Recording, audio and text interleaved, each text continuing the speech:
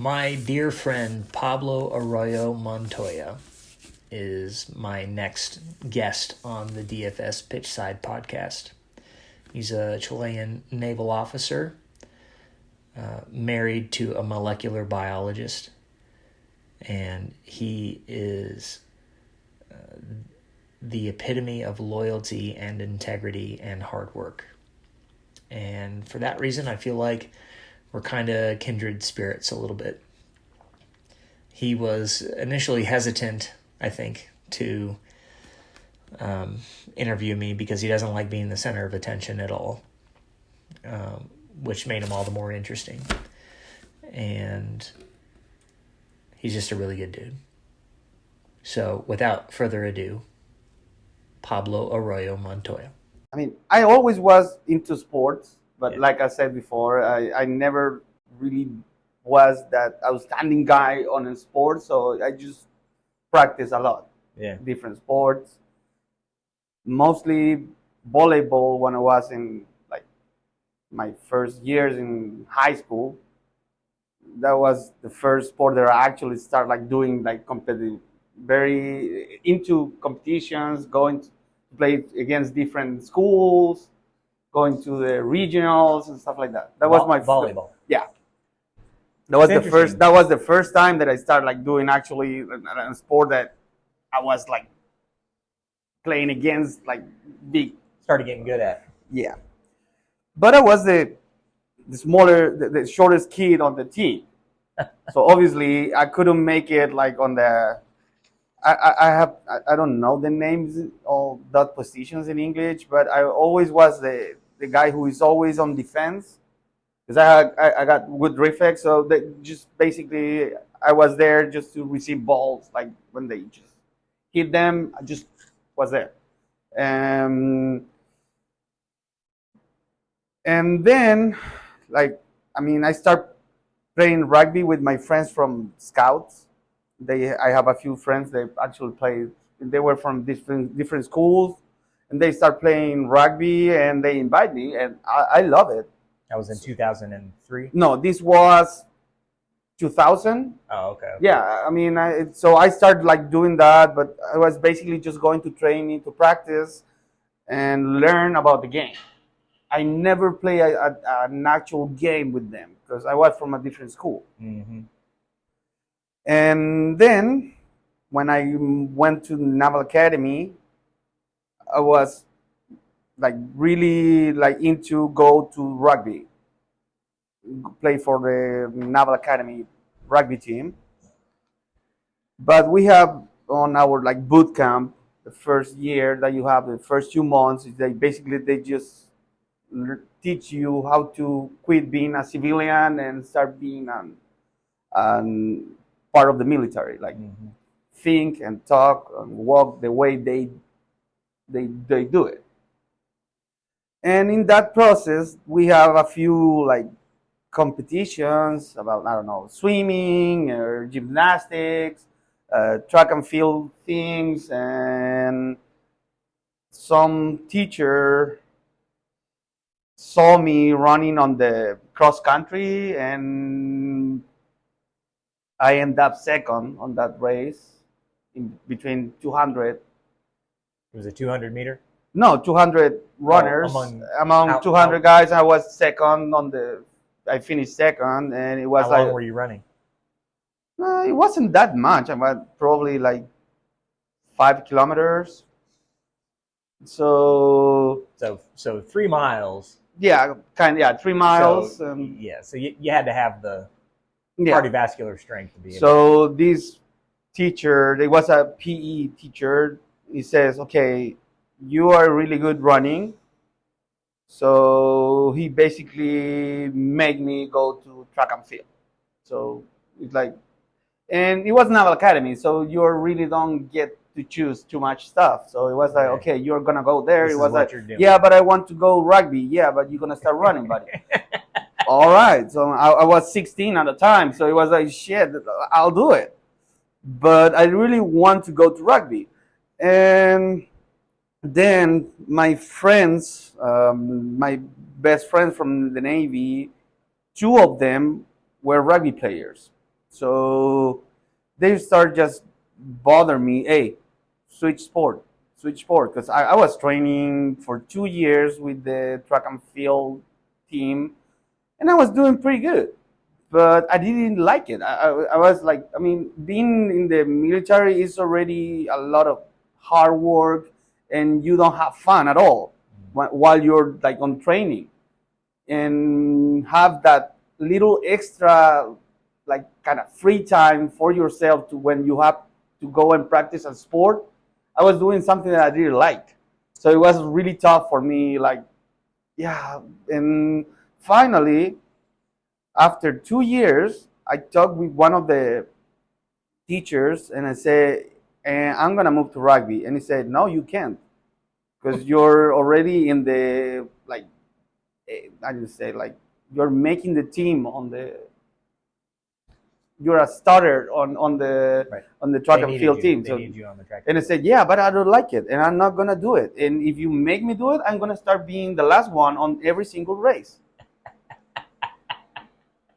And you know, I mean, we all know military is not like too much about democracy on it. It's like it's more what they need from you than actually what you want from them.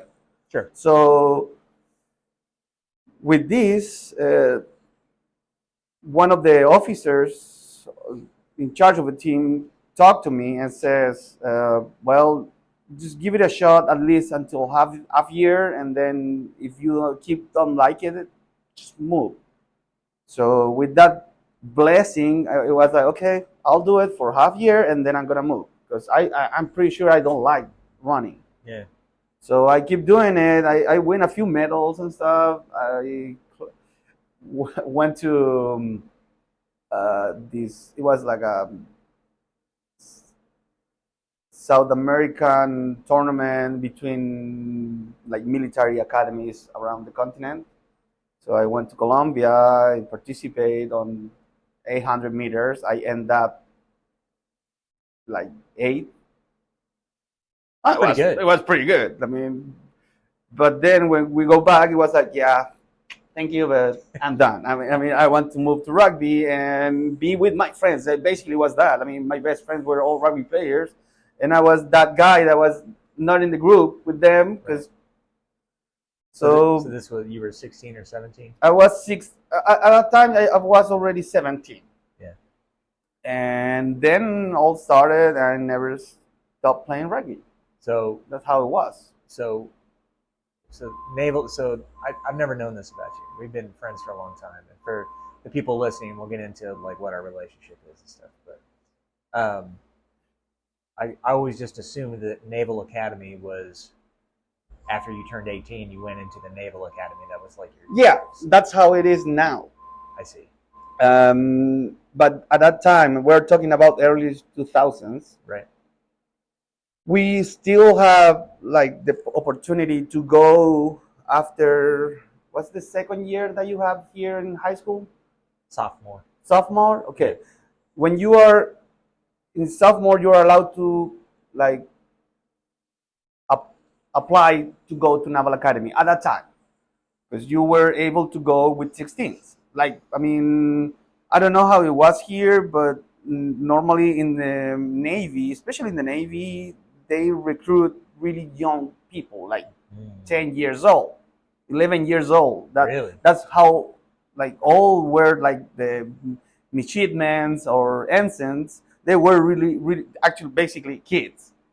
So it's kind of like a replacement for what we would call high school or middle school. Yeah.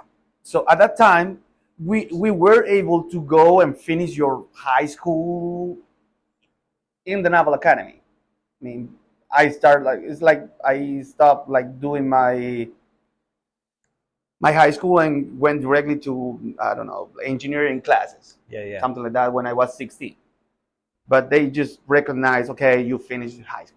The first 2 years in Naval Academy, they can be your last 2 years in high school. Don't worry about it. Nobody cares. I mean, having a high school degree, it really doesn't make much difference. Like, I mean, it was like, I mean, at least for my country, it was like, I mean, okay, you have a high school diploma. Well, you can. There is a cab. Go and drive it. Right. There's not much kind of stuff that you actually can do with it, like following a career. And so it sounds like even if you didn't get a high school diploma, but you were in the Naval Academy, You just basically finish your. you do your basic education there, Mm-hmm. and then you're just going right into your specialty, which Yeah. in your case was engineering. I mean, no. Every graduate from Naval Academy, when they graduate, you have like a bachelor in engineering, I see. and you finish it after. This is kind of weird because it's not like when you go to college and you follow your career until you finish it, and then you graduate and you already are an engineer. In the Naval Academy, it was like you start your first 2 years of engineering on your third and fourth grade. Like, I don't know how you call it, like that. What's Third and fourth like year juniors and yeah, seniors, yeah. something like that. That was the years that you start like your actual engineering training. But we all have to do a engineering degree in something. So you were a naval officer, but also you already start your engineering degree career. Then we went to this tall ship around in my case, to the Pacific. So I visit a lot of very nice countries, and that's your third year of engineering because you have classes in it. It's not just having parties and stuff like that. It was Sure. like Right. learning a lot. Yeah, and you're in stuff. the Naval Academy. I'm sure it wasn't all party. So after that, you have your third year of engineering. They send you to the actual units on the Navy. Like in my case, I was sent to regiment, Marine regiment, because I was a Marine since I was in Naval Academy, and I spent 2 years in a regiment. And that time, I was able to go to a UN mission in Haiti. Then I was sent to the Department of Defense to be part of the the guard company, the one we were in charge of safety of the building, basically. So it was part of like an yeah. embassy?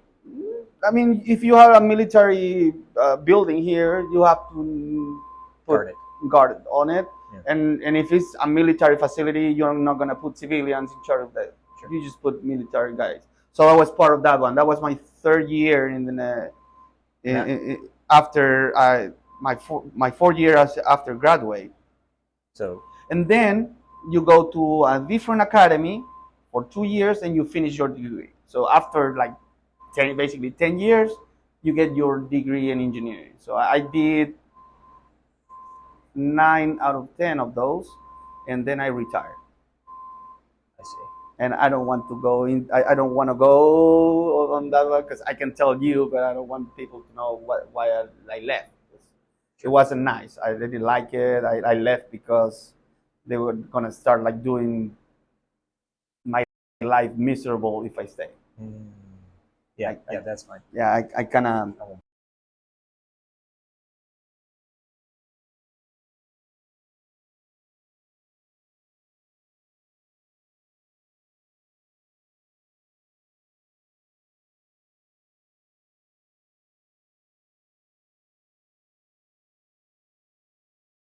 It was 10 years, but So,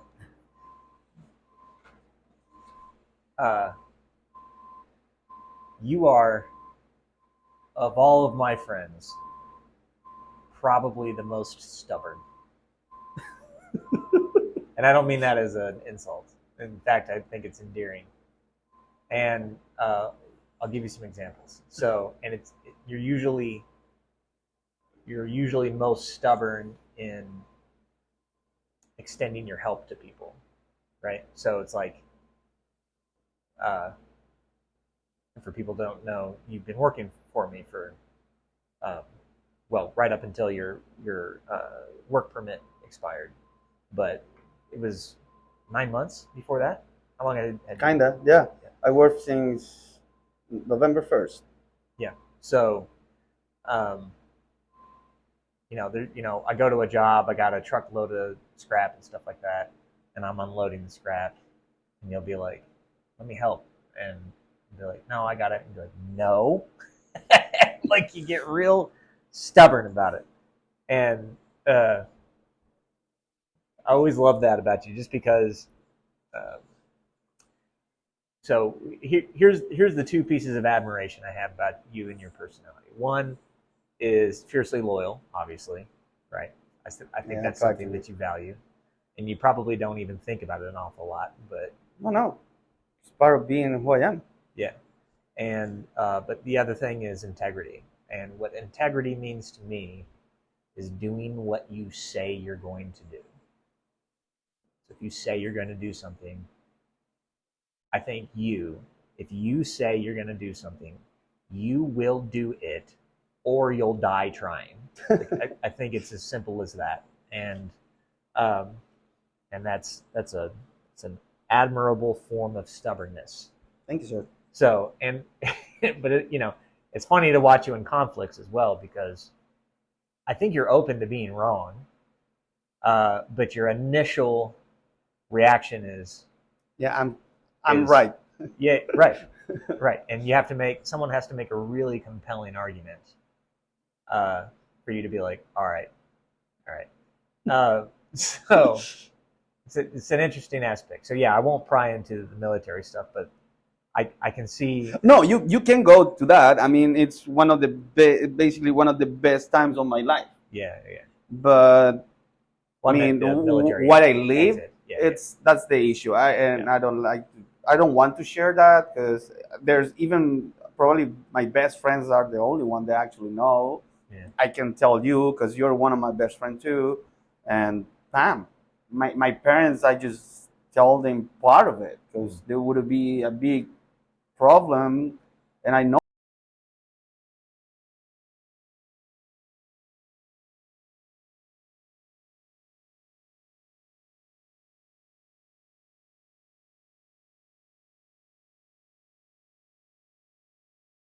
my best time in my life was Navy, for real. I mean, Was it?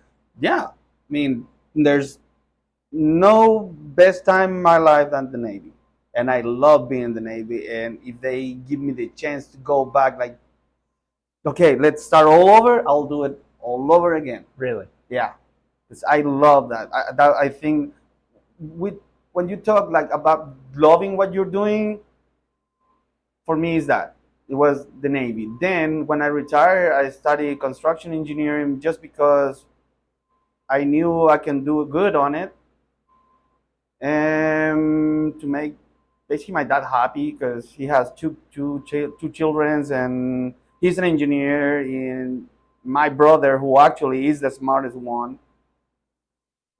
he decided to go to like nursing school instead of engineering. He tried engineering. It went really good for him, but at the end of the first year, he says, it's not for me. I don't like it.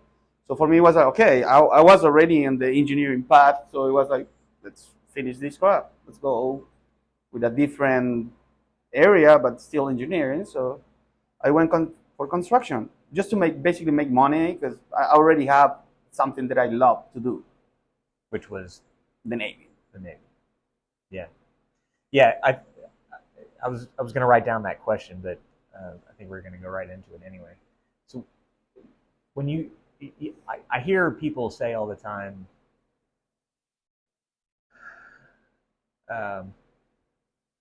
when they're looking for a job, especially younger people, maybe people who are in college or just got out of college, early 20s. Mm-hmm. I don't know what I want to do with my life. They have somewhat of an existential crisis. And though I can empathize with that crisis, I think, it's my opinion, that people put way too much emphasis on finding out exactly what it is you're meant to do with your life. And so they they build this decision up, and then they just don't do anything. Yeah. And I don't think an occupation has to be, starting out at least, it doesn't have to be what you love to do. If you love what you do, you don't ever work a day in your life, that whole trope. That's beautiful, but actually it's really difficult to achieve that. Right. Well, and it's my opinion that it's not practical. Yeah. Like so here's the thing. So all things considered, I own an HVAC business, and I like what I do. I'm good at it. I get to use my hands on a day-to-day basis instead of sitting behind a desk. I like that part of it. I still get to lead people. There's a lot of variety on the day-to-day. There's perks to it. Yeah. But it's still dealing with people and crawling around in crawl spaces and attics, and it's uncomfortable, and I'm dealing with hazardous chemicals and shit like that. Like, it's still work. Yeah. Right? It's not like I wake up every day going like, fuck yes, I get to change some capacitors out today. You know what I mean? Yeah. But and it's work. Yeah. And even in that kind of situation, like I just explained to you, like, I love being in the Navy. There were a few days that I fucking hated. Yeah. I was like, shit, I have to do this, or I don't know. It's basic stuff like, oh, I have to go, I don't know, to a parade, or I'm in guard duty for the whole week, or whatever. Yeah. Some days you just don't have it. It's like, yeah, even like I'm saying, because I did my dream job. I did it. So for me, it was great. Yeah. But it also was sometimes really challenging. Sure. Like, and there were days that I hated. Like, oh fuck, should I choose a different? I don't know, specialty? Should I go with the, I don't know, naval aviation or something like that? Not the Marines, but you just think about it. It's like just a joke in your head, like, yeah, but whatever. Next day is gonna be better. Whatever. Just focus on what you're doing, or you do something and you think you did it good, and they say you check everything and say, no, it really sucks. What you guys did, it wasn't good at all, and you've been training for months, and then you just fail. It was, oh shit, that kind of stuff happens. It's part of life. I mean, right. Well, but I guess that's my point. Is it's like, I think you'd find that no matter what. Like, obviously, I invest a lot of my personal time in rugby, in the rugby club, and growing the sport of rugby. Mm-hmm. I don't get paid for it. And I feel like I think there's a tipping point where if this were my full-time job, like something I got paid for, I think I would have the same approach to it as I do with my day job. I think there'd be good and there'd be bad, but it's still work. You still have to work. You still got to do things you don't have to do. And I think, here's my point on it. I think people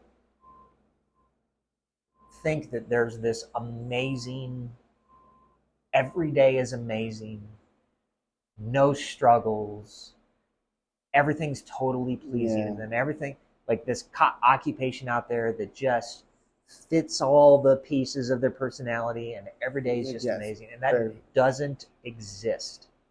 And I think people that focus on that, real war is not like the Barbie war.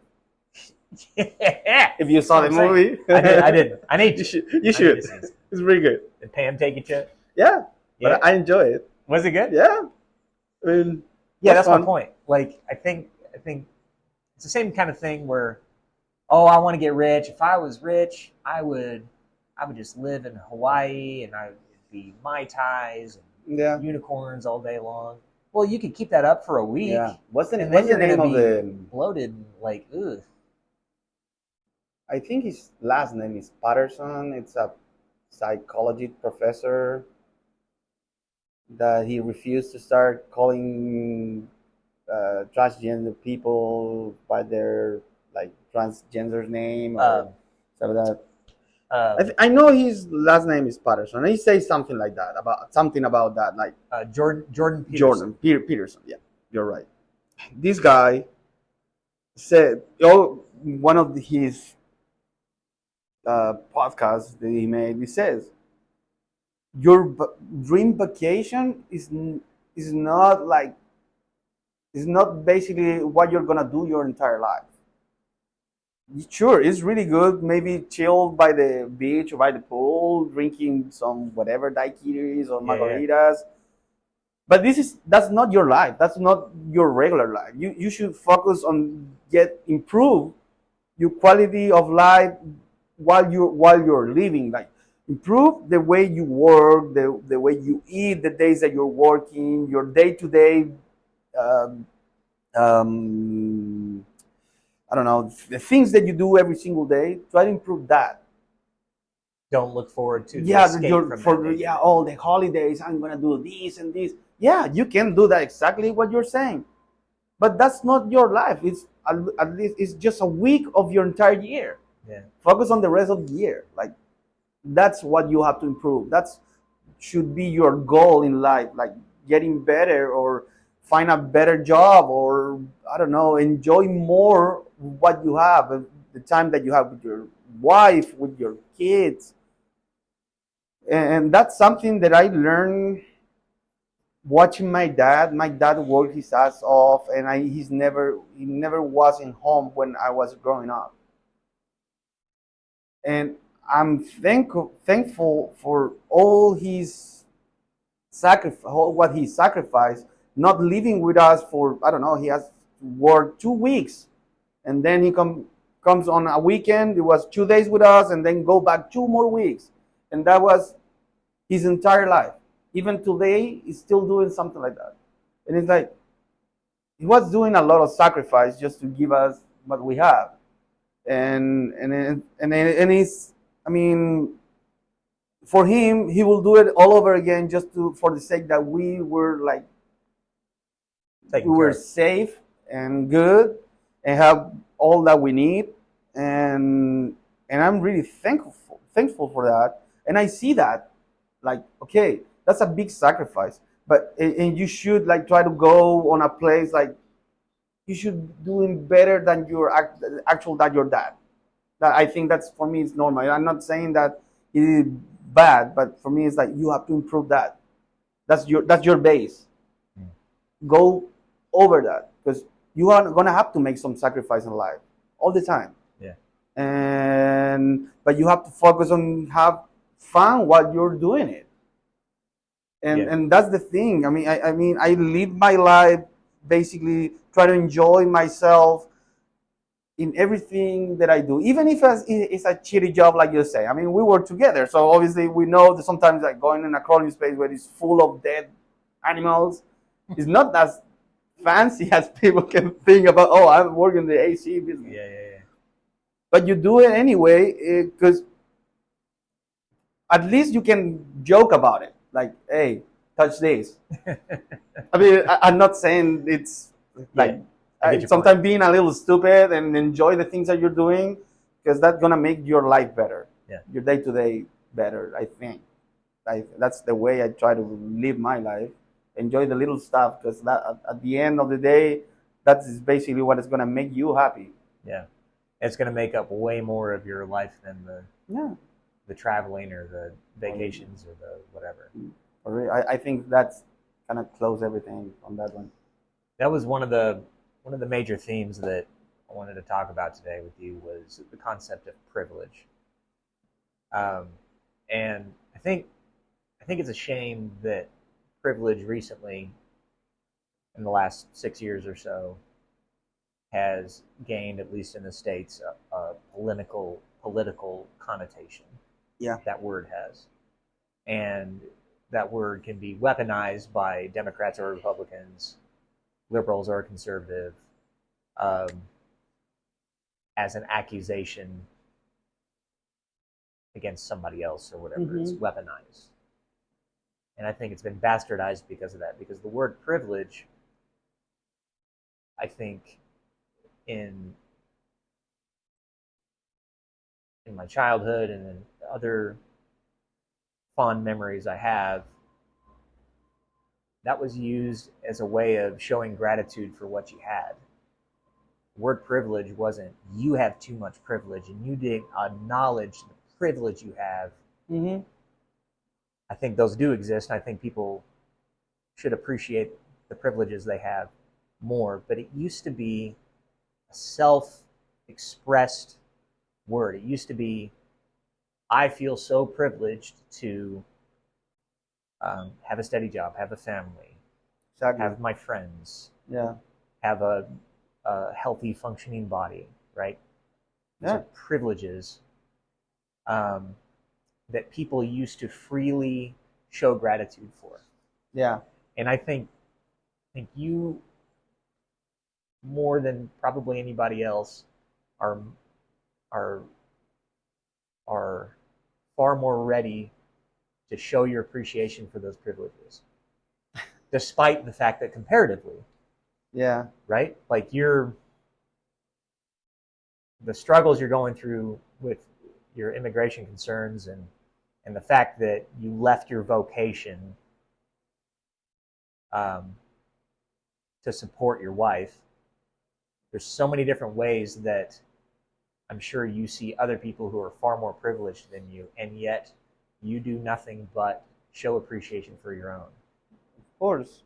I mean, I don't live through other people. I live through myself. So I'm sure there's people that had more than me. That's good for them. Yeah. I just try to live my life and enjoy the things that I have. And that's it. I mean, my wife is great. I have a great life. My parents are great. My brother, I have a beautiful niece. I get it really good with my in-laws. So I'm happy for what I have. I have to. I mean, I'm a lucky guy. Yeah. I have luck on my life. So I can be an idiot all day, like being like, oh yeah, you have that, I don't. Well, it's part of life. That's the way you have to deal with stuff. But you get that a lot, I think, especially from rugby friends that understand, like, your work permit's out, you can't work in the United States. And, Oh yeah. And I think, correct me if I'm wrong, but being useful, being productive is important to your identity. Oh yeah. Right? Yeah. So that's taken from you right now. Exactly. And But and I think any reasonable person would feel some kind of way about that, especially because really the only reason for it, this is from outside looking in, and this is what other friends of yours express the same frustration on behalf of you, is the only reason for this issue that you have with, you want to work so bad, of course. right? I think you've gained a love for this country, and you want to be a productive member of this society. That's all you want. Yeah. Professionally. Yeah. And you can't. Mm-hmm. Because of a bureaucracy, because of what we imagine as a broken system. We being your friends, right? Because or anybody in the United States that doesn't have to deal with immigrating to the United States. And we've had this conversation a few times. I always get angry on your behalf, and then you always bring up like reasons why, not that it's necessarily okay, but it just is what it is. And you always again go back to, yeah, but I'm still here. Yeah. Right? So I guess my question is, when people get upset on your behalf, especially concerning your immigration problems, what goes through your head? What do you think? About the people getting like upset of my situation right now.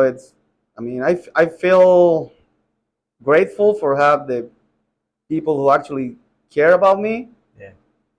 But also it's like that's how they, like you say, this the way it is.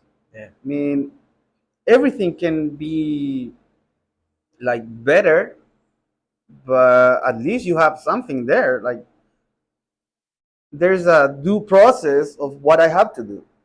Every time that I need my work authorization. And I did it, and sometimes can take 2 weeks, and other times can take months. And it's kind of random. So right now I am in that part that I didn't get the luck to have it in a few weeks, and obviously affect a lot on in our, I don't know, economical situation and stuff like that. But those are the rules, and I try to follow and live my life following the rules, because I'm not gonna. I mean, it is what it is. I can start whining about it, be mad about it, but it's not gonna change the fact that I still am gonna have to wait. Yeah. So what for? I mean, I'm grateful for the people that getting like involved, or they ask you, oh, how the things are going, or how much time. That's pretty good. It shows how good people is. I've been related with good people in my life. That's the thing for me. It's like, okay, that shows how good you are as a friend. Yeah. And that's way more important right now. Like being surrounded by good people, instead of actually, yeah, okay, I have to wait for my work, because I could go like whatever, go in illegally and go and find a job. Yeah, I could. It's not that difficult to find a job, but I like to follow the rules. And I want to stay here. If I want to stay here, I have to do it the right way. Yeah. And it is what it is. Yeah. So sometimes I feel like Michael Scott, that I start a sentence and I can. No, like, I think it's because I tried it. I mean, it is a little hard just to go. Yeah. Because sometimes I have to think in Spanish and translate. Other times I have to just go and make my idea flow. But it's difficult. Yeah, I think that's another thing that I find really impressive. So I spent a very short 7 weeks in another country, and it was a Spanish-based immersion program. And towards the end of the 7 weeks, I started getting the hang of just speaking conversationally in Spanish. Mm-hmm. But you're right. So, and I've lost a lot of it over the years, but I think of it in English, and then I translate it to Spanish, and then I talk. So whenever the few pieces of empathy I think I can have with you in terms of just living in a country that speaks your second language, because even as I'm forming this sentence, I don't think about the words I have to use. You're doing double duty when you make a response. But sometimes that's what I'm saying. I mean, it's like, I don't know if you ever saw that The Office, American version of The Office. Yeah. There's an actual sentence that this character says, like, sometimes I start a sentence and just keep talking until I hopefully get me somewhere. It's like, yeah, just mumbling words and stuff like that. But yeah, but no, in my head, there's days and days. I feel days that I'm like completely blocked in English, and it doesn't work. And other days that I can actually realize where I'm using wrong words or stuff like that. But you have your days. Yeah. So when did, just on that subject, when did you come to the United States? Well,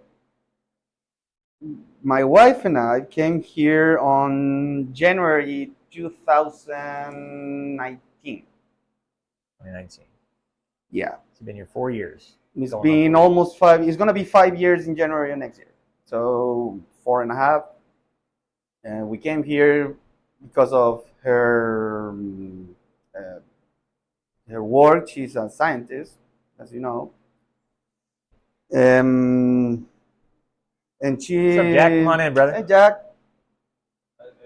It's fine. What's up? I thought Joey and Hannah's thing was at 11 today. I think you're right. Are they not there? Yeah. Oh, what's that? I got my Uber here and yeah. Car was over there. with you walking in, I'm We going saw to it. just make sure that we're still recording. Give me 1 second. This little blurb can be edited out. So you actually are recording already.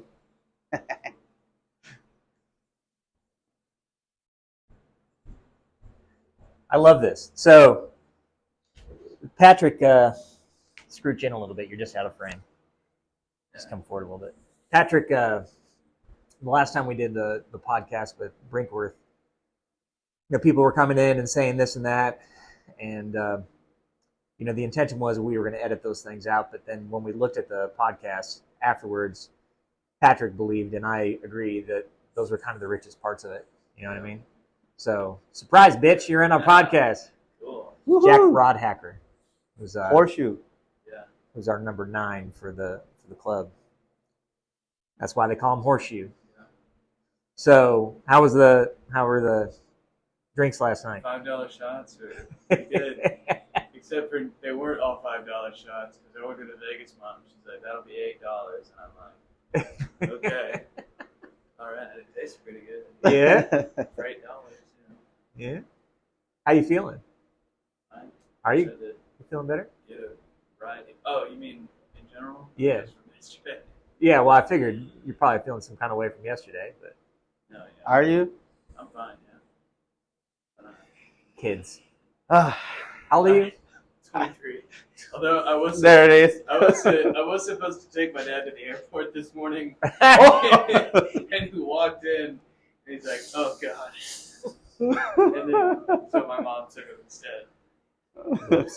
Well. Shit. Who all was there? Yesterday, me, Lenny, Carson, his girlfriend's parents. Juan showed up. Joey and Hannah were there. Oh, damn. That was a nice Yeah, little there was shindig. a lot of guys there. Yeah. Chappie and his wife were there. Fucking Chappie. Yeah. That's dope. Yeah. It was a good time. I lost in pool. Joey took all our money. It was. That sounds right. Yeah. You just put like $1 down or something. Yeah, we were playing 3-ball. Yeah. That's Joey's I have team. no idea what that is. You just use like 3 balls, and you see how many shots it takes to get all 3 of them in. And whoever has, it's like golf, whoever has the lowest wins. Oh, that sounds pretty fun, really. Yeah. I like that. Because we were playing 8-ball earlier, and it was taking too long because we sucked.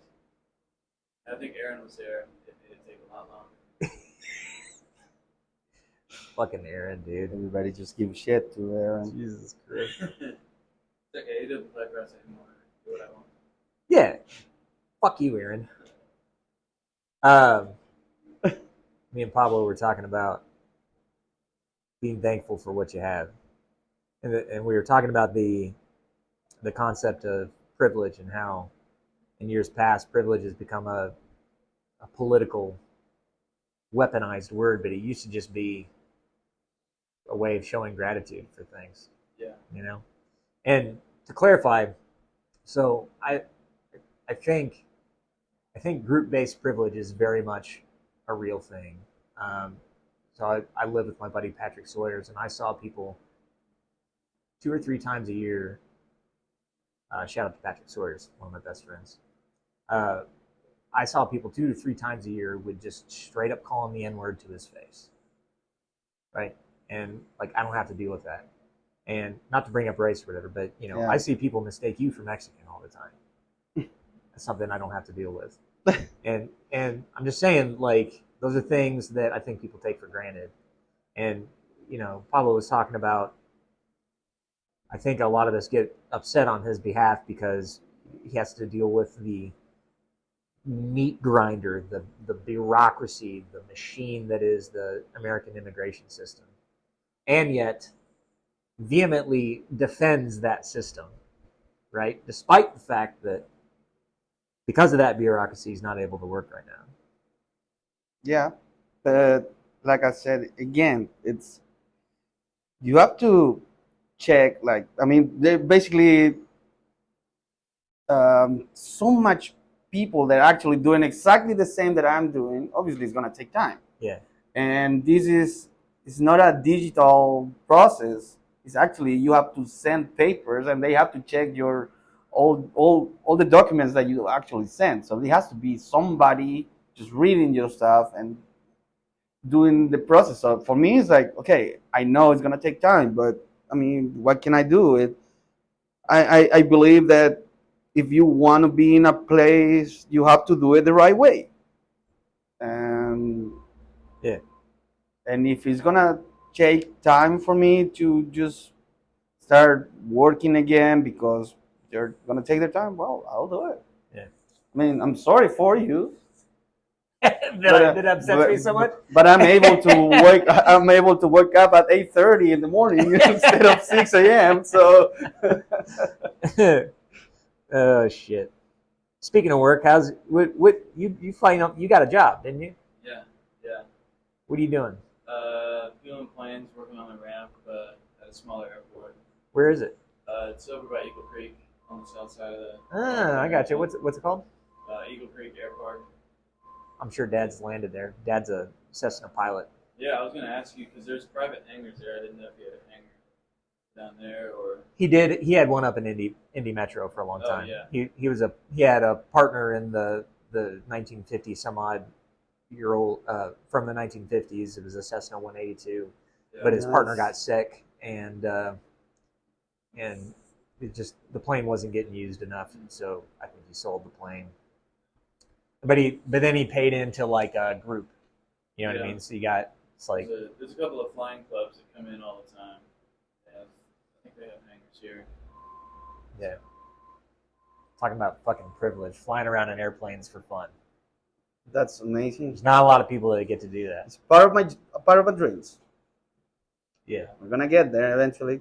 Well, you know, Dad can show you, right? I know. Yeah. Yeah. And It's gonna be pretty cool to have something in common then. yeah, for sure. Love for flight. Yeah, you guys have a lot more in common than I know. you probably would admit. Yeah, I think the company I work for does flying lessons. I think they're probably pretty expensive though. Sure. I'm sure your dad can hook them up for a lot cheaper. But Well, we couldn't instruct, but he could take Pablo up and just kind of, yeah. let him ride around and show him generally what it looks like. Yeah. But yeah, so before you came up, we were talking about the tendency for people to get stressed out about not wanting to get into a vocation that doesn't fit them perfectly, like the cliched "what am I going to do with my life" type situation. And you and I have had that conversation a few times. And again, early 20s, not that atypical. And I think, and I would love it if either of you disagree with this. This discourse is always fun. I think that I don't think it matters what you do. I don't think it matters what career you take. In fact, I think that's the reason that most people who get a degree in college don't ever use that degree. It's because you get going in the professional world and then you end up doing something entirely different. Yeah, it just depends on the kind of person you are. Like my parents are very bad examples because I agree with that. But they do what they've wanted to do since they were kids. Really? They got degrees in those things. What's Well, my their dad education? always wanted to be a pilot. He was in like some kind of junior pilot thing. It was like Boy Scouts, but for aviation. Nice. Back in like high school. And my mom is a graphic designer. She was an artist growing up. Yeah. She got a degree in graphic design too. Do they love what they do? I think so, yeah. Yeah? My dad just switched to a bigger plane. He's super excited about it. He just left on another trip today. It's like his second week. So. What kind of plane did he switch to? I think it's called the Global something. There's a number after it. I don't know. But Jesse Stormer's watching this right now, laughing his tits off. It's happening right now. So yeah, last week he flew from LA all the way to Dublin nonstop. nice. So It's got to be a pretty big plane. it's probably like 14 passenger plane. Pretty big. Nice. But again, it's too big to land at the airport that I work in, so I always wanted to land there. Right. Yeah. That'd be cool. Probably Indy Metro is probably too small too. Yeah. I think executive. 14 Executive. passenger, Yeah. executive airport. Maybe up in- maybe the one close to Lebanon. I think there's a big Lebanon. Lebanon. Yeah, I think there's a big runway there. Yeah. And the other one is obviously international airport. Well, that's got to get your parents off your back, having a job. Yeah, you'd be surprised. So just a little blurb, and then I'll let you go. So you got an interesting family life because your parents didn't really want to have kids. Isn't that right? I don't know. I mean, they didn't have another one, so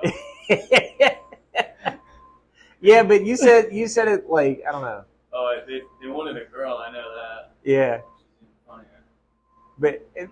but like they hate children. Oh yeah. So I never had friends over. That must be really fun. As soon as they leave, they're like, "Oh, can you believe that?" I'm like, "No, I'm their age." I'm like, I can't believe that. I can see you being 10 years old and your parents are just talking to you like you're 45. Yeah, well, they'd bring me to like their adult parties, and I'd just be sitting there for like 2 hours. Yeah. Yeah. Well, They did that instead of getting a babysitter. I don't think I probably only had a babysitter like a few times. Because either they just send me to someone else's house, so they didn't have to pay for a babysitter. Right. Yeah. So, It's a weird dynamic to grow up in. I'm one of 3, and you're one of 2. Have you ever just an older brother, or do you have any other siblings? I have one other brother. Yeah. I'm the oldest, so Oh, younger brother. I got you. It's got to be weird, right? being an only child? Yeah. Yeah, it's kind of weird. I mean, I grew up in like a cul-de-sac. I mean, it has its perks. Like Yeah. all the toys are yours. On my mom's side, I'm my only grandchild too, and I only have like one first cousin on my dad's side. Huh. So it's kind of weird. But you're not selfish. I mean, I think the trope is only children Well, are he's been involved spoiled. with more people, like going to school and stuff like that. Yeah. Obviously, he shared with more kids. Yeah, I mean, we always had like kids around in the neighborhood I grew up in. Yeah. So it's Nice. not like I have brothers. We were all the same age, going to school together since we were like 3. So, I don't know. There is a difference though, because I'd see them like fight with their siblings. I'd be like, "You guys mad at each other?" I'd be like, "No, why?"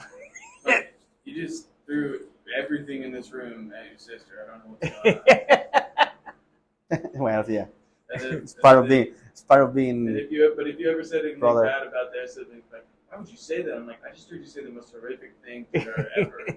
But all right. I'm gonna gouge your eyeballs out. Yeah, Yeah. it's funny. Siblings, man. Yeah, and then playing at Carmel, they always like treated it like a family. So it's like having brothers. Yeah. Well, he always said, you know, like these are your brothers. You know, you can fight with your brothers, but at the end of the day, you have to get along. So I was kind of learning that from Yeah. him. Especially in a sport like this one, you get a little like heated, Yeah. and it can happen. Sometimes you can have a discussion with somebody, or not a fight, but get a little frisky on somebody, and Yeah. just after that, it's like, okay, I'm sorry, buddy. And I'm whatever. pretty. So you're right. That's I think the same. with general brothers. competitiveness. Sometimes tempers flare. You got to simmer it down, even with teammates. But I've seen people literally pick Jack up by his neck and just slam him down. I'm being hyperbolic, but No, you're not really. and then Jack just like have you ever thrown hands with anybody on the pitch? Once in high school against Westfield. Yeah. Their number 7 was their captain. Their captain in 2019. If anybody knows who that is, but I don't know. His name. Yeah. But he would just cheap shot me the whole time. Like it was like 2 bad teams playing against each other, and we both knew that. We just all the drop balls devolved. you can imagine. Yeah. It's the worst rugby ever. So they were like, let's just tackle them without the ball. So they would hold me down, so I couldn't go to the next ruck, and then we'd lose the ball. Right. And so we had a scrum like right next to their bench, and I was talking to their coaches the whole time, asking them, you know, Can you I was like, Can well, you I pretty not? much knew that their strategy was to hit me. So I was like, can you tell your 7 to not hit me after I throw the ball? I know that's your strategy. I'd just start talking to them and they wouldn't respond. Right. How much you pay the ref? Did you guys practice tackling without the ball? And they never responded to me. Yeah. And then I knew that their 7 that was going to hit me after I threw the ball. So I threw the quickest pass I've ever thrown and just turned around and grabbed him by the shirt. Yeah. And then I threw up one punch and then that was it. And then I made sure to do it in front of their coach. And I just looked at him and I went to the next round. So that would take a lot for you because I feel like you get being the Yeah. smallest guy on the pitch. Usually, you tend to Yeah. Well, at the get high picked school on. level, we weren't at the top. We weren't in Super League. We were at D1. So I was bigger than every other scrum half I ever played against in high school. Ah, really? They would just pick like these tiny little kids. Like I was like this size in high school. Right. And so I'd make them look like children. And I was not big. Like, I was not impressive in any way. I feel like we have this in common, by the way. I feel like your head has been the same since you were born. It's very true. Like, it was just more square back then. yeah. It was a little more cheek back. Yeah. Yeah. So I have that same problem. So there's Hats footage are of tough. me, huh? Hats are tough. Yeah, hats are. Oh my god. Yeah. Yeah, like this is I had to order this shit because the Tractor Supply Company normally keeps hats that are way too tight. But no, there's footage of me playing Pee Wee football. Yeah. And we were, I don't know, some kind of red team.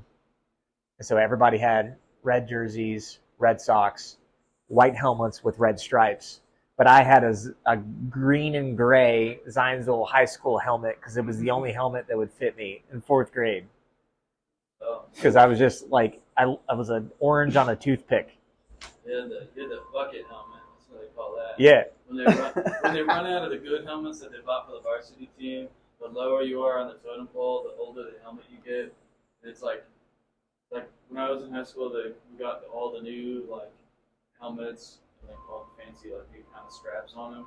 And this one kid had this like helmet that looked like the first one Peyton Manning ever wore. Yeah. It's like that same kind. Huh. Did you ever play football? Yeah. Did you? 1 year, it was terrible.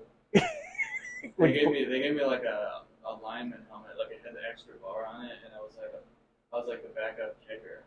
This Really? Giant face mask. Yeah, it was fun. I was telling Pablo on the way over here that until my going into my sophomore year in college, I was about your size. I was about as skinny as you, and I was about as tall as you. And then I just went through this growth spurt. So I feel like we share a lot of, because I started playing rugby and I started getting good at rugby, but same thing. I played Pee Wee football for 1 year and hated every last second of it. Same kind of situation where like your Naval Academy teacher or whatever was like, okay, stick it out for 6 more months, and you did. And then the day that was over, you were like, fuck this, I'm out. It's exactly what I did with Pee Wee football. Like, Yeah. I wasn't paying attention to anything, and the game was going on, and I would just like, run around in circles, just this kid. But my parents wouldn't let me quit because I signed up for it. And the second the whistle blew, the last whistle of the last game, I was just walking off in the van, just like I hated it. Hated Pee Wee football. Hated that shit. I like football because I just got to hang out at practice and not do much. But we were on like the JV team, and we just go to the other practice field. Like the good players were all like on the field at the stadium. We just walk up this hill and go to the other practice field so they couldn't see us. Yeah. We just kind of mess around. Screw around. All the kickers. Yeah.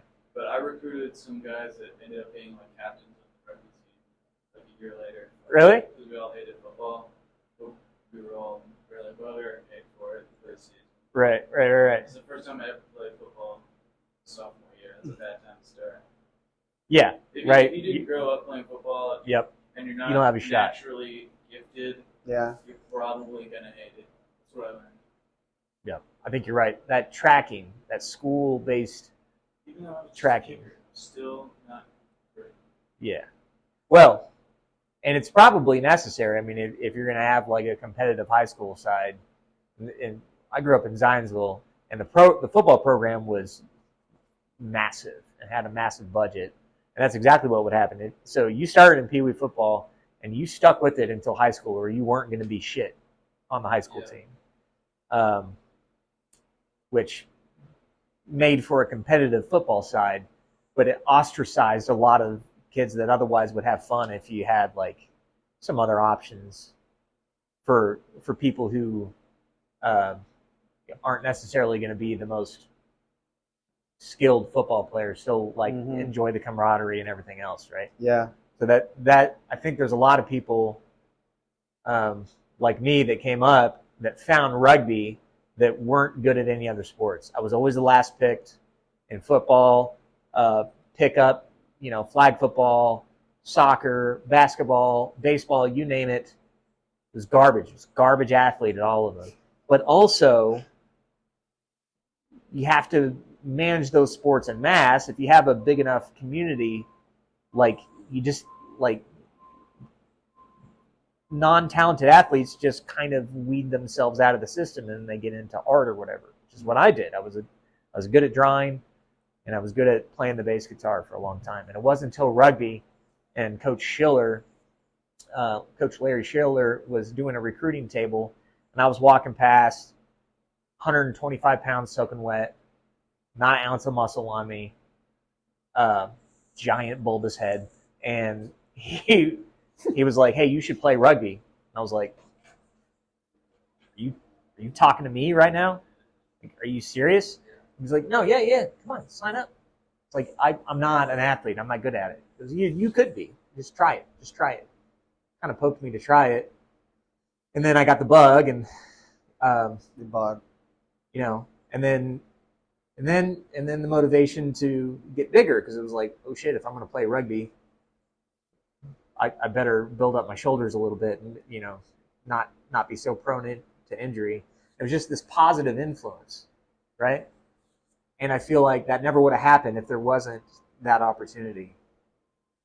That's one of the biggest reasons, and I know I'm going off on this tangent, but I think that's one of the biggest reasons that I always work really hard to make sure everybody gets PT and that everyone feels welcome, because there are people, even at men's club, who've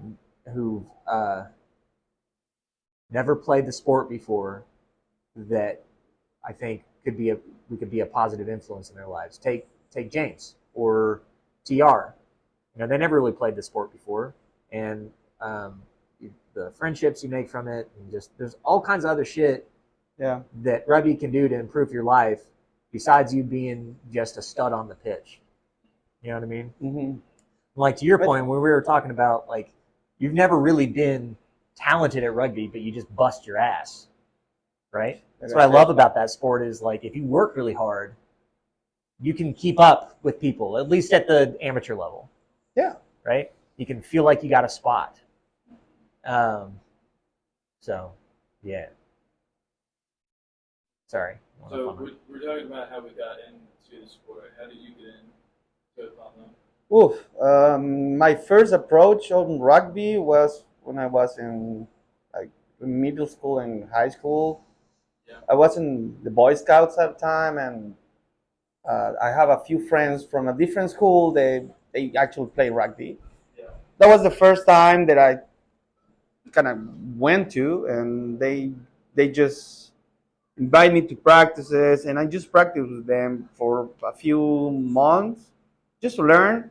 I never play a game with them, and then I kind of forgot about it until I get to Naval Academy. And when I went to Naval Academy, two of my best friends there were rugby players, and they just make me go until I get in, and I never stop. Did they have their own team at the Naval Academy? Yeah. Okay, Yeah, probably it's one of the oldest team in Chile, Yeah. like Naval Academy rugby team. I feel like that's true for a lot of countries. Like they're like Yeah, I mean, they may not be known as a country for playing. yeah, I mean, navies in general they have a lot of influence from the English Navy. Yeah. most of them. Yeah. Not all, but most of them. And obviously, since you have that influence on the English side, you're gonna have English sport related. Yeah. So rugby was probably the one that stick the most in Chile with the Naval Academy. But yeah, and then start playing there, and I mean, just a few stops that I have, but basically I play all along until now. What about you? How did I get into it? I was playing like rec league soccer for most of my life. I was in middle school, I was in 8th grade, right before high school, and they asked the coach at the end of the season told me that I was like super aggressive for rec league soccer. He's like, you should play rugby, and my son plays. And I looked at his son, and he was like really small even for soccer. And I was like, whoa. If he can do it. Yeah. And then I never saw that kid again. It's hilarious. I never saw him in high school. I don't know what happened to him. But like one of my first games in high school, that rec league coach ended up being the ref for like the first game I ever played in. It's weird. And so it turned out he used to be like the Carmel Dad's Club like youth coach. I didn't know. So he just made his son play. And then so it started in the spring. So I didn't even know what sevens was. So you played sevens in the fall for high school. So I knew that I wanted to do it. So I had like almost a whole year to like learn the sport, basically on YouTube. So I got my parents to get me a ball, like for Christmas or something, and a kicking tee. I go to like the football fields over by our neighborhood, where I taught myself how to kick, doing that. And I just watched a bunch of videos, and nothing can really prepare you, like unless you get to like the actual practices. And it was like in this church gym or something over in Carmel. We started like in the winter time. It was wild. Whenever your first experience is not on the rugby field, you have no idea what's happening. Yeah. Now you feel really lost. The first drill I ever did with the team, it wasn't even a drill, we're just warming up. Everybody gets in a circle and you just get a bunch of balls and you start beaming them at each other to get your hands warmed up to see if you can catch it. Yeah. And I started catching them and I felt good, and then I just got hit in the head, looking the other way. And I was like, oh god. That was my first practice. Who was coaching? Leo. Was that Leo? That was Leo's first year as head coach. We had this meeting where we met Harry, and then he kind of like turned it over to Leo, because all the kids that were already on the team knew Harry. I see. So he was like a transition period in freshman year. Shout out to Leo Romero. Leo and Harry. Leo. Jeff Larkin was probably there. Don there. Joey was there. Joey Betzler. Yeah. The fact that he coached high school kids. He coached, I think, the first 2 or 3 years I was there. I can just see him coming in with a dip in his lip. Like, you kids are fucking soft. We're gonna do some fitness. Yeah. You guys are gonna run until you puke. You're fucking soft. That was probably before he met Hannah, or like right around the same time. She made him quit smoking, and then he went to the dip thing. And Yeah. all of a sudden, you can't do dip anymore. You gotta have the sunflower seeds. Then we'd have sunflower seeds just like Everywhere. Every coach had them, except for Leo. John had them. Then the players started eating sunflower seeds. It's just distracting. Yeah, yeah. Just go back to smoking.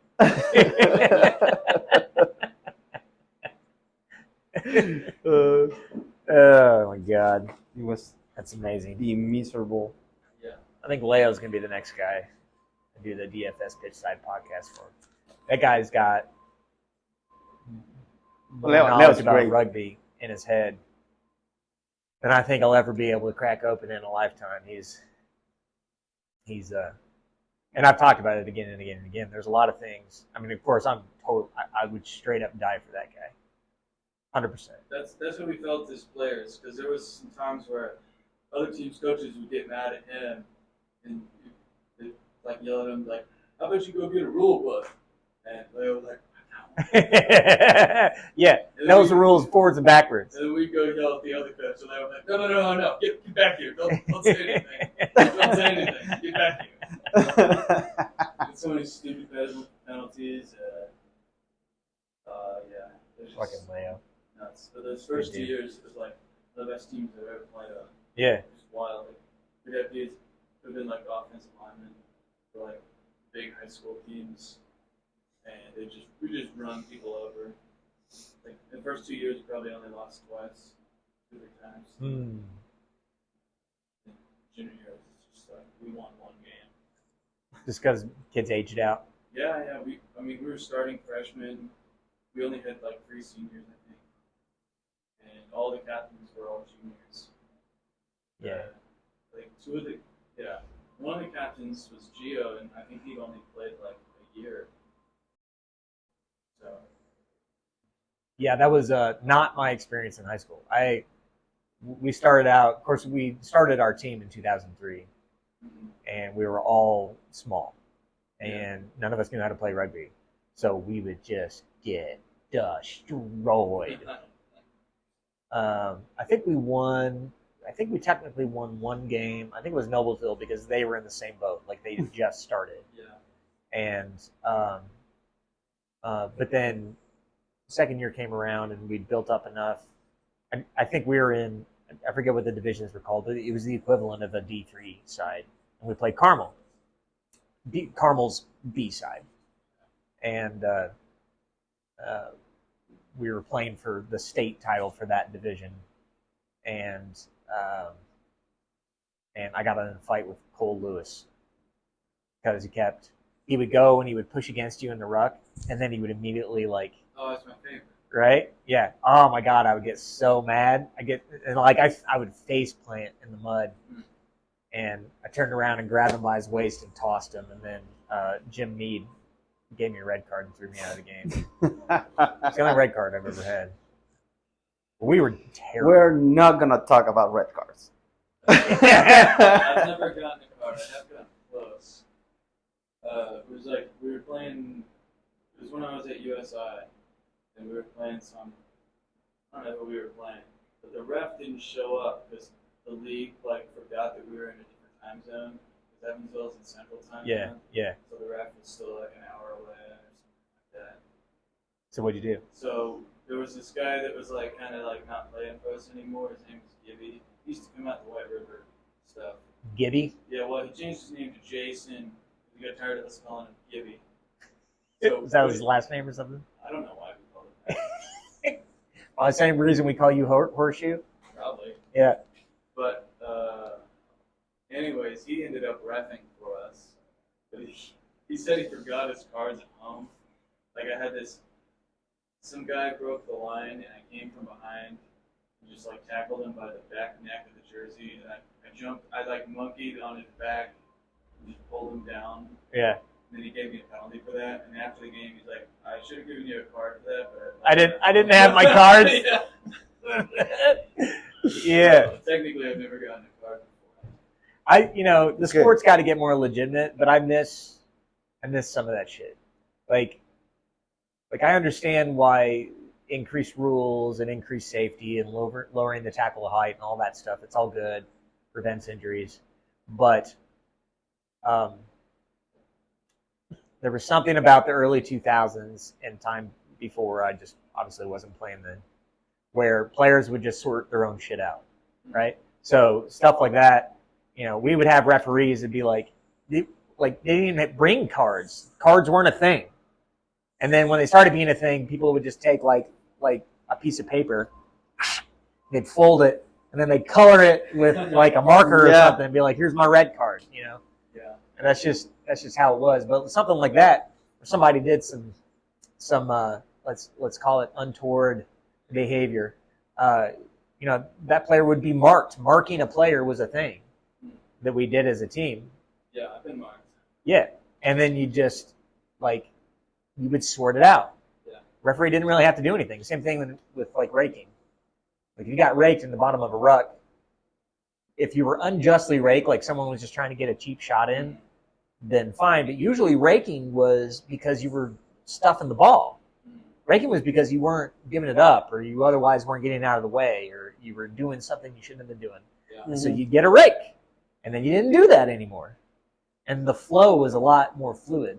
I think we're losing something as a sport, and I don't know how you do that while also preventing injuries, because I'm sure injuries were way more rampant back They then. get more strict on the not rolling away rules, probably to prevent raking. Because if you don't enforce the not rolling away or not releasing, then you just have players get frustrated and just kick them. Yeah. You know? Right. I've kicked a few guys. I kicked people in sevens because they would do this thing where they'd figure out that he's their scrum half. We're gonna hold him down. They'd hold me down. After that, I didn't even have the ball. Yeah. Now there's one thing to rake me or whatever if I hold the ball like this. Right. But the ball's already gone. I don't even have it. It's not even a ruck. And so I had these metal. I was like the only one with like the metal cleats. So someone was on top of me, just kind of right in the stomach. Right. And I did it on the sideline once, and there was this mom of a kid who I did it to, and all I heard, "You can't do that to my son." Shut up, man. It's like against Noblesville or something. And I looked at her, and I saw the ref there, and he stood up, and I saw the kid coming to me, and I knew he was going to push me, and they had that rope on the sideline, so I just flopped over the rope, and he got a card, got the ball back. There's a story. My buddy Chris Myers, I'm not gonna talk about it. Marine.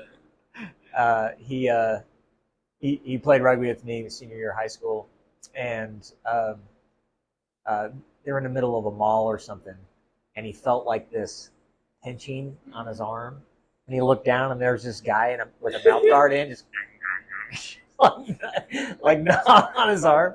Chris was like, "What the fuck?" He punched him in the face, and there's a video of it somewhere where the mall broke up, and Chris was right before he started going after the ball again. He was like, "Who bites people?" Oh my God!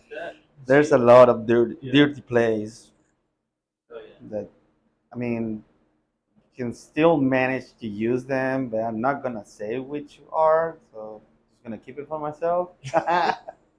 Yeah. But yeah. Well, so I learned pretty early on that, at least when I was playing, the touch judges are almost never gonna. They were always like some volunteer on the touch lines instead of like being real referees. Yeah. That's probably changed at the high school level now. But I was like, they're never gonna call a penalty. So as soon as the ref turns it back, there's no rules really. Yeah. I Right. mean, Yeah. So that it's a dangerous thing to learn. I think I'm just too stupid because honestly, You just do it right in front of the ref. well, I didn't have enough wherewithal to know when the ref was looking or not. I was just too busy dealing with the chaos of rugby. Mm-hmm. Well, it's easier when you're at scrum half because when you're in the ruck, you can't really see anything. When you're out there catching the ball and you're focused on playing, Yeah. once I throw the ball, You got a second to, right. And I figured that the ref is standing to my left and I'm throwing to the left, he's going to follow the play and not look at me. So Yeah. when I punch that kid at Westfield. Yeah. Is that what's the dirtiest shit you ever did on the pitch? Probably that. Well, I mean, before they changed the rule, I used to just stand next to the rucks on defense. I'd be like floating behind there. I just pulled jerseys and I just pulled people straight through without even being in the ruck. You can't do that anymore. Right. That was my favorite. Oh, that Because I would, was God damn, I would have definitely swung on you. Yeah, nobody ever did anything about it because everybody in Indiana high school rugby was like too stupid to figure out what I was doing. Right. I'm not gonna run. No, I'm not gonna ruck. Right. What am I gonna do? But then when I started playing at college, like everyone got real bigger. Everyone was like adults basically, and I was like a freshman, and it was at USI, so I was like the starter. Right, because it's USI. Yeah. But we were like a really good team, just hilarious. We had no coach. We were starting freshmen and guys that never played before. What year was that? This was fall of 2019. 2019. So yeah, you had just. Yeah, right. Yeah, that's right. You were with my nephew. Yeah. You. So I also went to USI. Left 2009, and then a couple years later, USI got really good. They went to nationals. Yeah. And then Kurt Morrell was their coach, and then he left. And I think Tyler Pipes was a coach for a while, but then he also left. And that's when y'all came in. It was interesting. But I did, the freshman 15.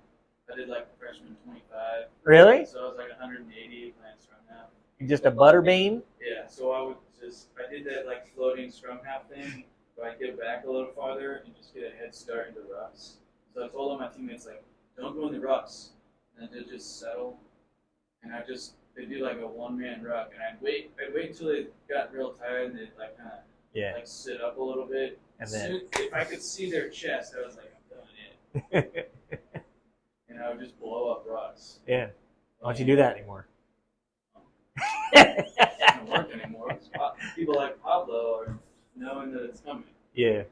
And they finally figured it out. We played Cincinnati the second time that year. It was in the playoffs. But they already knew that I was going to do it. We were down by like 7 or something, maybe at the end of the game. And I blew up this ruck, and this guy got mad because I was smaller than him.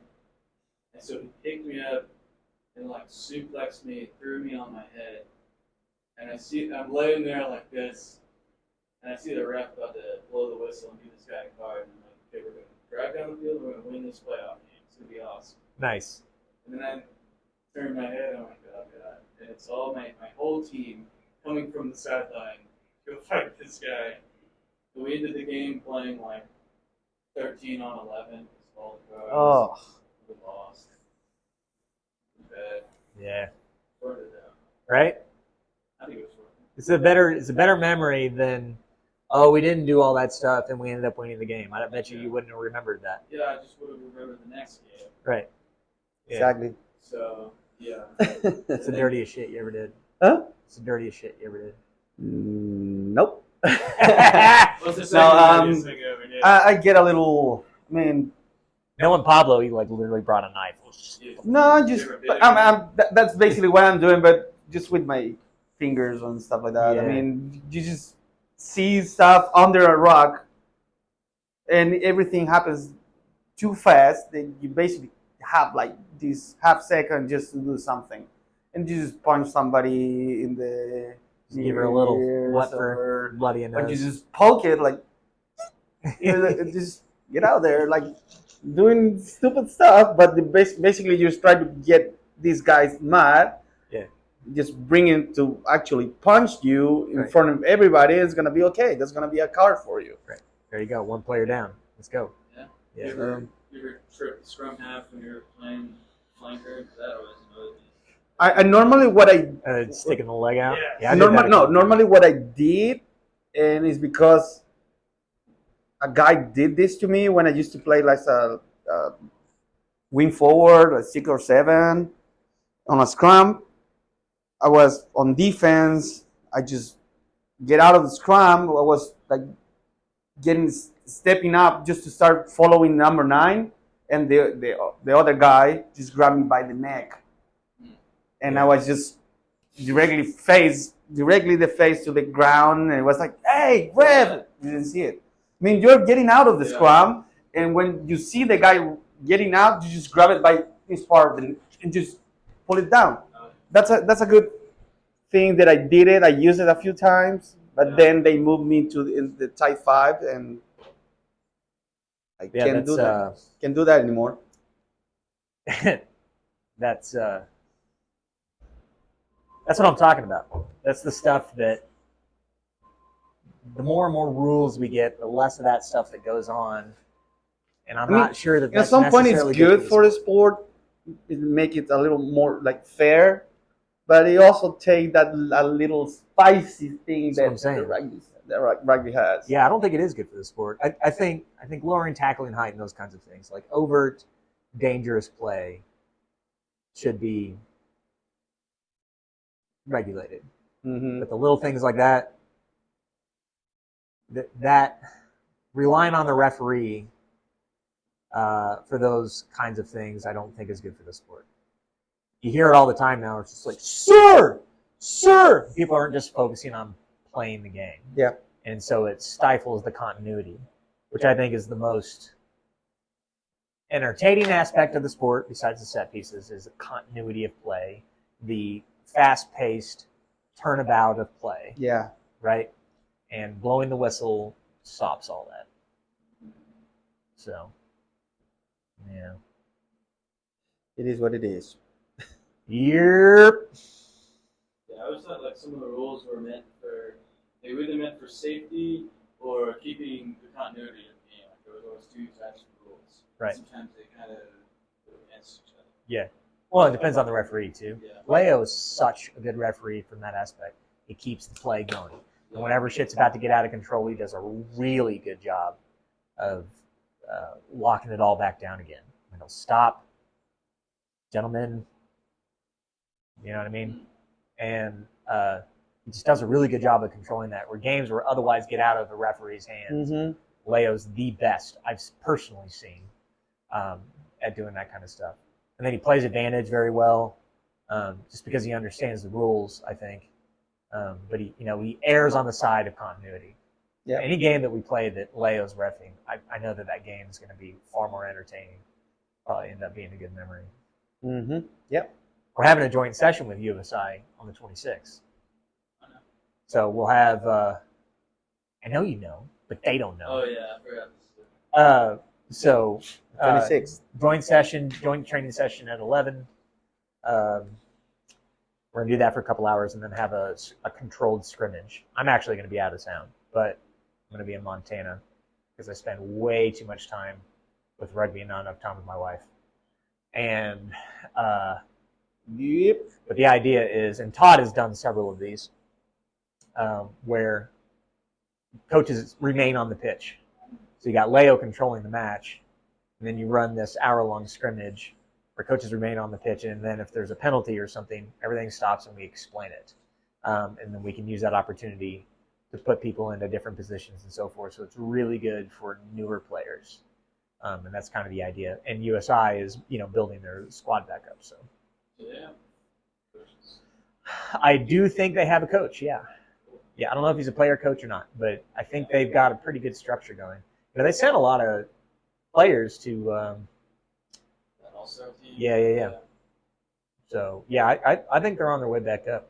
I think they're going to be a threat in the next few years.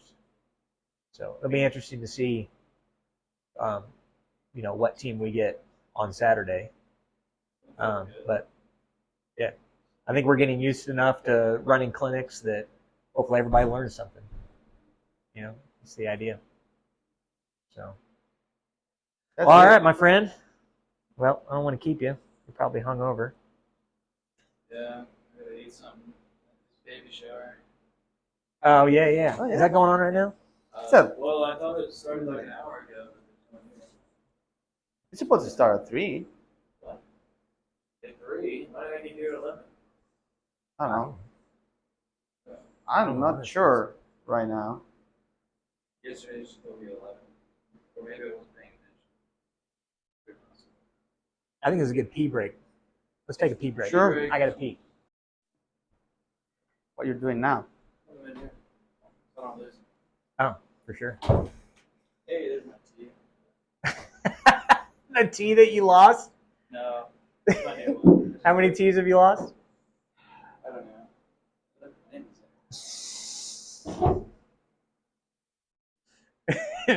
All right, so Pam. Yeah.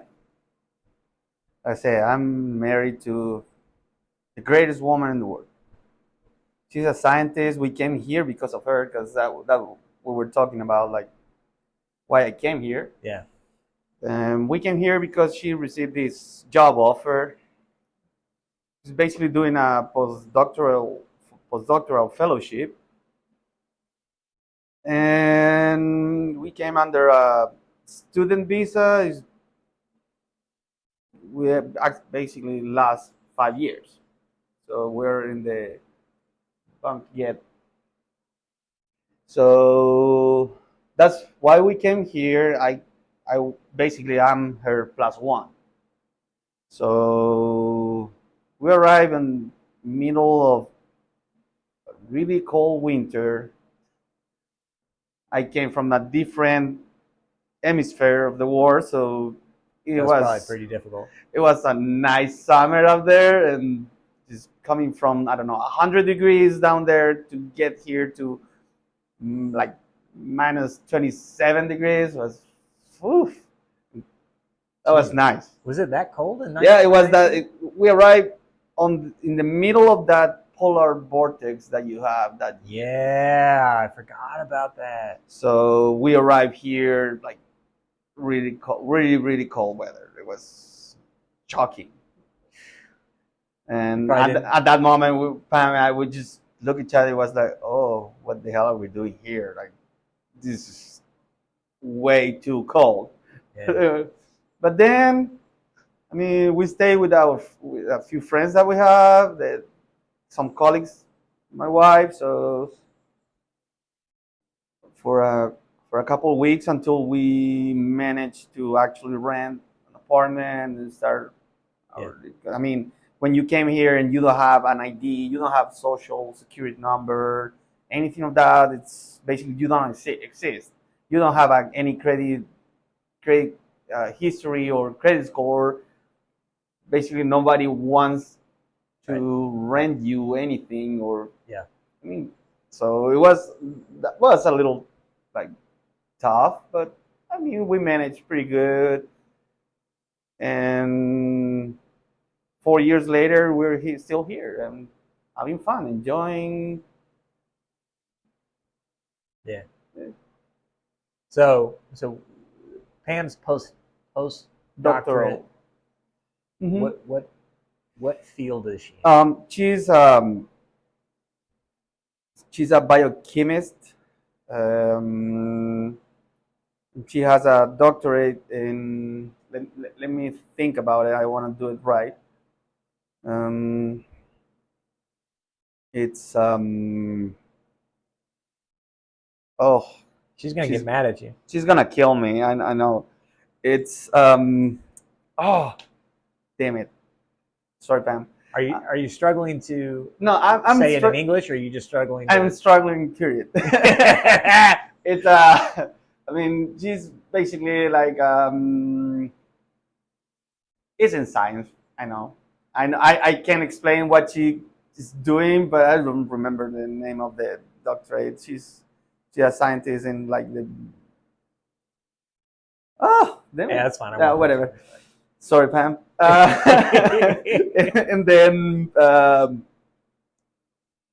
but basically, she works on like they call it like basic science. They basically doing like one of the parts of like testing some drugs and so stuff like that on cells, not animals or human yet. So that's why they call it like. She's like in the early stages. Yeah, of so they basically developing a developing drug. some stuff, and what she does like right now, they work on like improving like chemotherapy through like optimizing the process and like try to focus all that on make the drugs like going directly to the cancer cells instead of like attacking all of the all cells. of it. So I mean that's what basically I understand of it. It's Yeah. way more like Sure. difficult than that, but and she's doing pretty good. That's another example how somebody who actually loves what he's doing. Mm. I mean, she really enjoys what he's doing. He's really smart and she has a very good boss that actually encourage her to go further and just develop her career on it and yeah. Does she want to be in research the whole time, or is she looking I mean, to get into more like a clinical setting? I mean, she's open to like whatever, like different. I mean, it's really complicated. Probably I'm not the right guy to explain it. Like, but they basically can like. There's like two different paths on her career. It's like keep it up with academy, who is basically doing research in universities and stuff like that. Have your own lab, yeah, and going through there. Or the other one is like the industry, who is basically going to a pharmaceutical and just work for them. How did y'all meet? Huh? How did you all meet? We met when we were in. I know her since we were like in middle school because we were in the parallel class. So I'm from the same generation. So when we moved, we went to the same uh, primary and then middle school, who is the same school for us. And then when we moved to high school, we were classmates. We made in the same class. Because I don't know how it is here, but we have four classes in the same like level, and you share that classes with your classmate all the time. You don't choose like classes or stuff like that. I see. So it's basically you just take all the classes they give you, and you have these classmates for 4 years. They are the same classmate in every single class. So we were classmates, and became friends because we have the same like we were in the same like mathematics area that we choose, and we were being friends. She was the girlfriend of one of my friends at that time. You dog. Yeah, and I have a girlfriend too. So we were just friends. We have fun and everything. And then after 10 years, after 10 years of graduation from high school, we have like a reunion of the classmates, and we start like hanging out, then start dating, and now we're here, married, like 5 years, a little more than 5 years already. That's No, we're gonna be 5 years now. And so you got married and then you moved to the United States. Shortly yeah, after. we have like 3 months difference between, or 2 months. Yeah, we get married on November, and we came here on January the next year. So it was like 2 months difference. So was that like we were planning on getting married. I mean, I was, but with this thing that when she get that offer, it was like, okay, let's go. But she said, but I want to go with you, so we have to get married. It was like, yeah, I wasn't my plans. No, and for real, and she knows this story. She knows it. It's like I was planning to propose to her on her birthday that year, and everything just went like in 3 weeks. I proposed to her. 3 weeks later, we were already married. It was just like that. But we were together for 5 years at a time, so it was like, yeah, we want to get married. Sure. That's disgusting. So did you guys have a honeymoon? No, not yet. And she reminds me that like every couple months. Yeah, oh yeah. You still owe me our honeymoon. What do you want to do for honeymoon? I want to take her to Hawaii. It's a very nice island. Yeah, sounds dope. It is. I mean, besides Hawaii is beautiful. Been there. So that means you guys had to have a conversation. I think this is an interesting topic with married couples. Audrey and I have had this conversation a couple times. Sometimes, so you're an engineer. You're a railroad engineer, right? Mm-hmm. No, I'm a construction engineer. I work on the railroad industry before we came here. Right, but good job.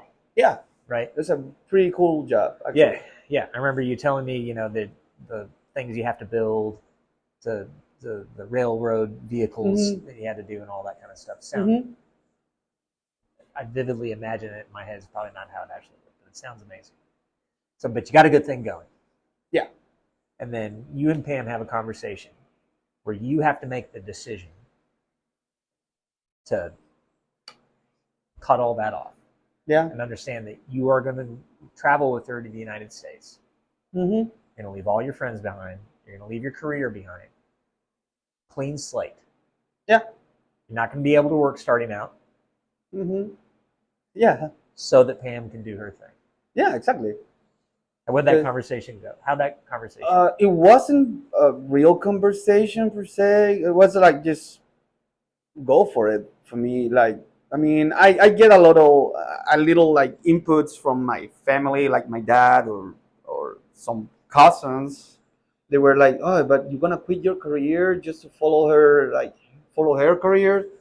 And we see it this way. Like, okay, in my path as an engineer, it's way easier to find a job than being a scientist.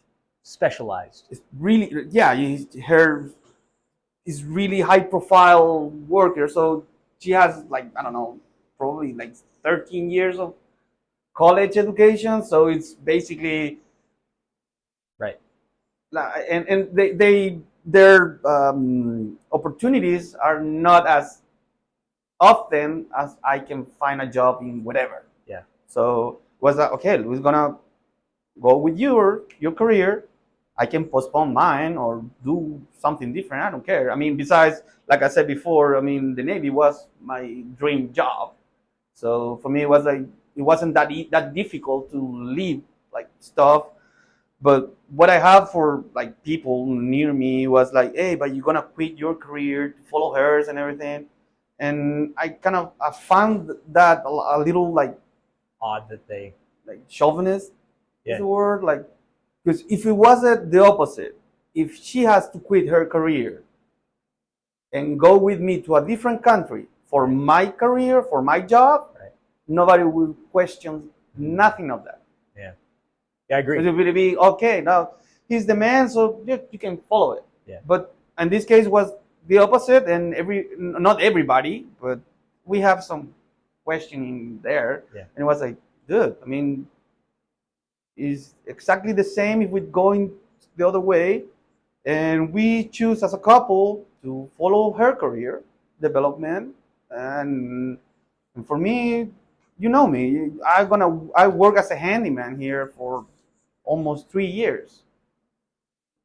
For me, it's like, I mean, I have this thing on my hair that you have to be embarrassed of being a thief. How you call that? People who stole stuff. Yeah. Yeah. For that, you have to be ashamed of. Right. But for work, it's like I'm gonna work in anything. Yeah. Yeah, I get your point. So it's That like doesn't matter if it's not in your education. Yeah. Work is work is work is work. Yeah. Yeah. And I think that it's the kind of stuff that actually moved me on my life. Like, try to follow her career, and I know she's brilliant. So I'm gonna keep pushing that. Yeah, I think Pam is an example. It sounds like Jack's parents are as well. I previously said about I don't think it necessarily matters what you get into so long as you get into something. Yeah. I think that's generally true, but just like anything, there's nuance to life, right? And I think in Pam's case, it's a very specialized Yeah. skill in education. And so deciding to get into that is a deliberate decision, Yeah. right? So knowing that that's something you really want to get into before you go through all the education, I think that's a horse of a different color. Yeah. I think there are people out there that really got to think about what path they're going to take if they're going to invest in that kind of education. Yeah, Doctors, exactly. obviously. Especially doctors. Yeah, lawyers, etc. I'm reminded of a good friend of mine, Lila Molaroni, who's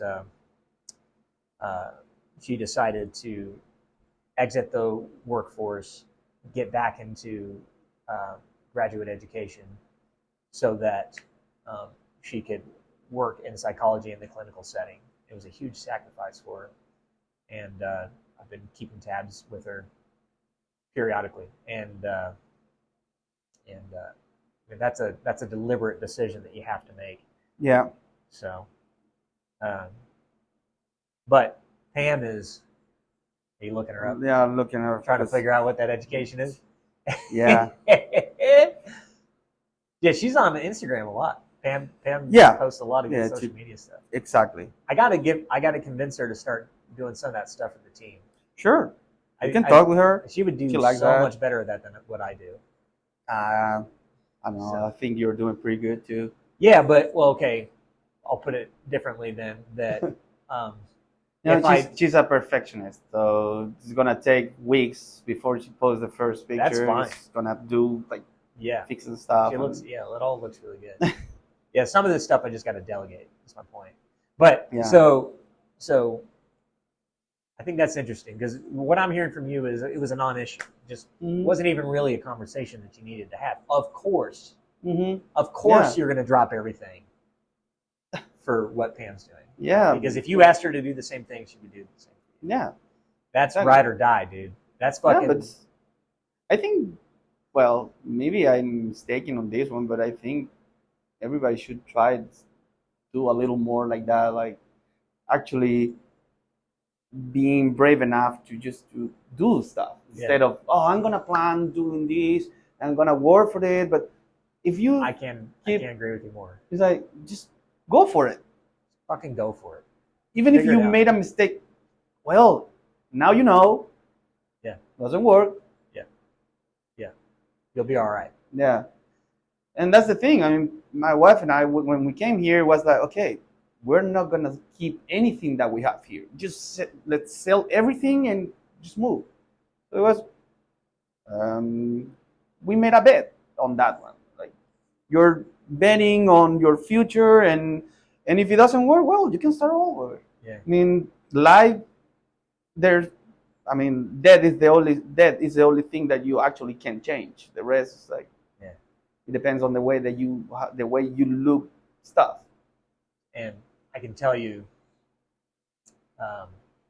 there's very little in this world that matters than just the people you love, right? Exactly. And that's the reason I asked that question because so Audrey and I my career has taken us in different spots, and Audrey and I have had that conversation, and Audrey's been the same way. She's just been like, yeah. Right? We're going to do it. And I know that was a massive sacrifice for her, and I would absolutely do the same. If she found a career, she works in logistics, and if she found a career, supply chain more specifically, in New Hampshire, that it was going to be an investment worth taking. Yeah. Right? That's the crux of it. Right? You don't want to do it for something willy-nilly. Then absolutely.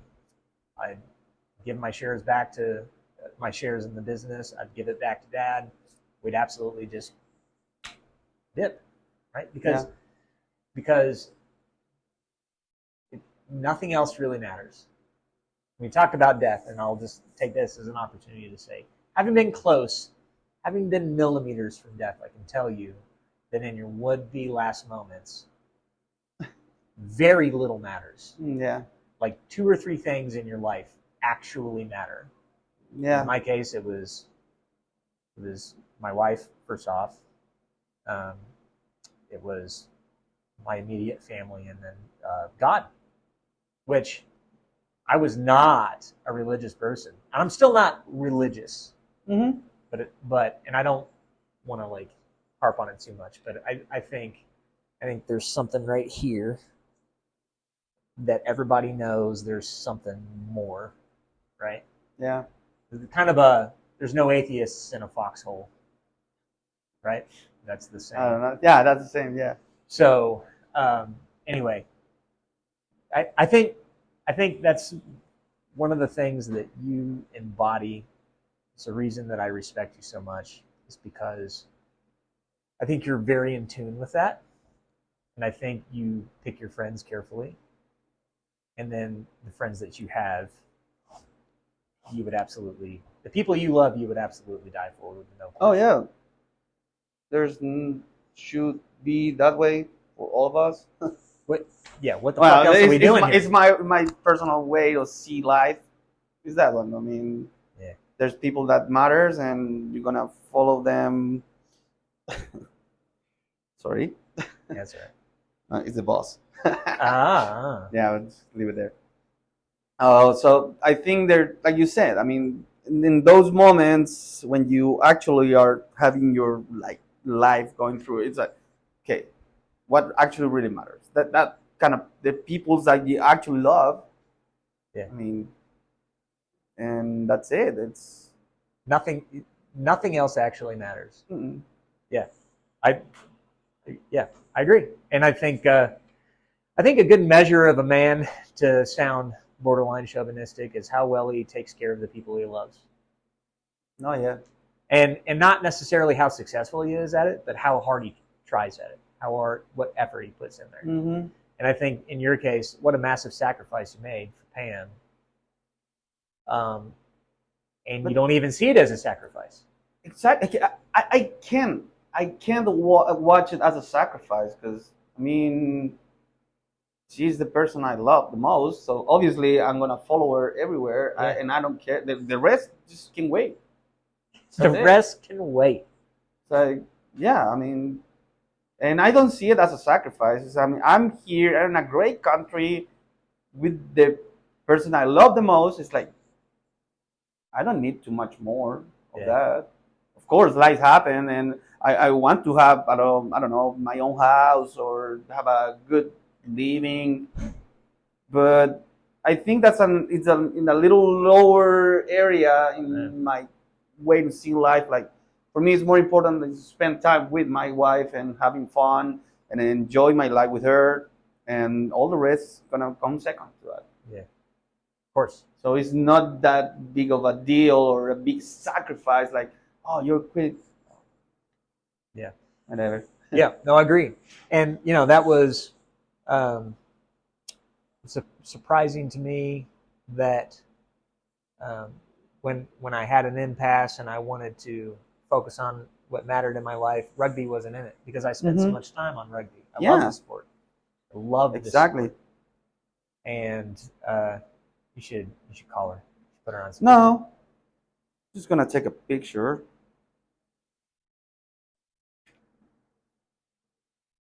I'm gonna send it to her. But yeah, it as much time and energy, creativity, money that I sink into this club specifically, but growing the sport in general, I'd take a match to it all. I'd burn it down in a second for Audrey. It's just not even. It's not even a. Yeah, not even a question on that one. Yeah. It's like, when you talk about privilege, how privileged are we to have somebody like Pam, somebody like Audrey? Yeah, I mean, like I said, I have luck. I'm a lucky guy. Yeah. And that it's probably, you can just choose a word how I can describe myself. I'm lucky. Yeah. And we are. Yeah, exactly. We are. And that makes everything easier. Amen. See? Even if I don't remember her doctoral degree, it was gonna kill me, I know. I think I don't think the label of her degree necessarily matters. She's smart. She's smart. She is super fucking smart.